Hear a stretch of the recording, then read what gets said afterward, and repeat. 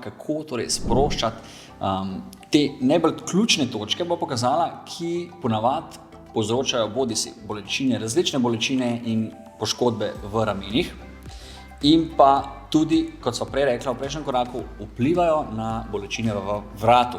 Mogoče, če sam še enkrat poveš, kako lahko v bistvu prsni koš pa slaba pozicija ramen vpliva na bolečine v vratu. Ja, zdaj, če pogledamo čisto logično, vrat dejansko stoji na naši prsni hrbtenici, tako da je neposredno odvisen od položaja prsne hrbtenice in ramen.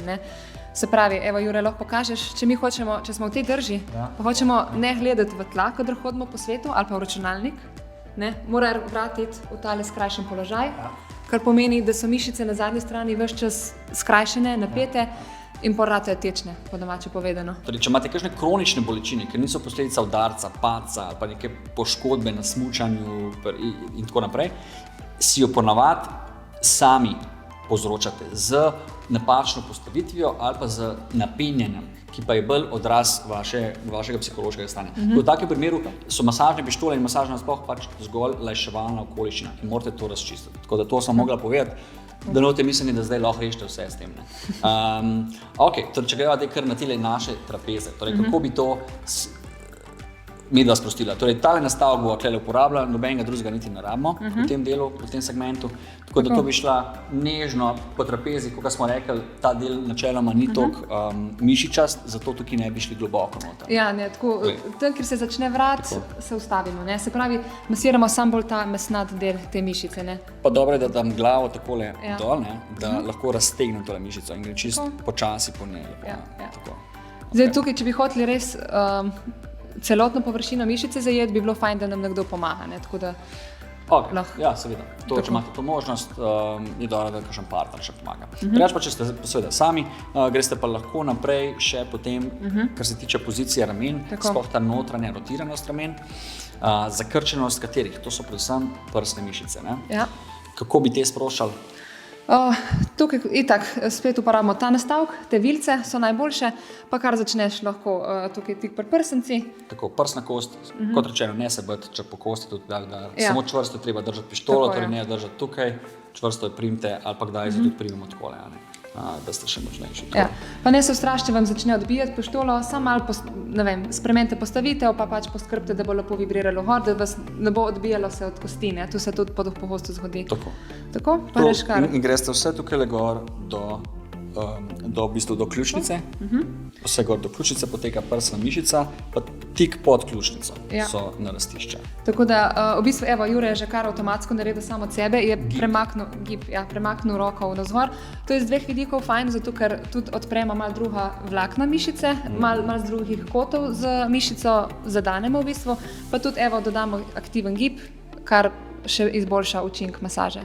In kot smo rekla in še enkrat poudarjamo, torej brez giba bo tudi sama sprostitev bistveno slabša, ker tukaj so vlakna stisnjena in če boste vi masirali samo stisnjena vlakna, vi ne boste dobili te elastičnosti. Kot sem rekel, mišica je lahko bodisi zakrčena, bodisi je lahko raztegnjena, bodisi je lahko elastična. Mi hočemo elastičnost dobiti. Elastičnost je zdrava, zategnjenost ali pa sproščenost pa nista zdrava.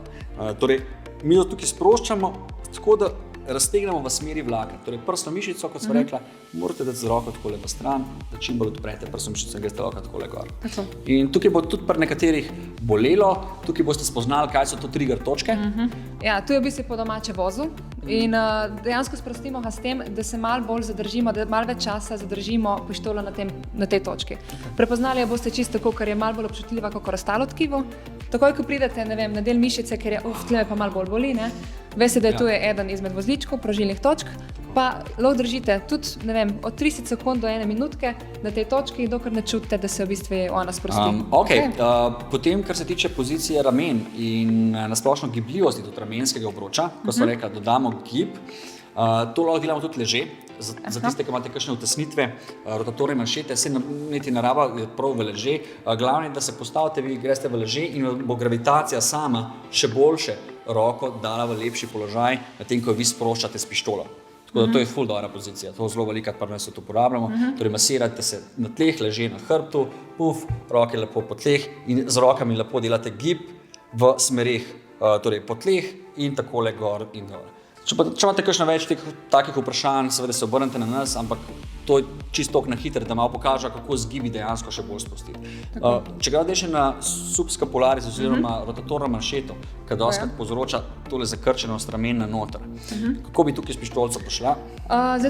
Ta pozicija te mišice je mal nerodna, ampak čisto po domače povedano morate iti noter pod pazduho. Pod pazduho, torej prav za tale maso tukaj, vidite.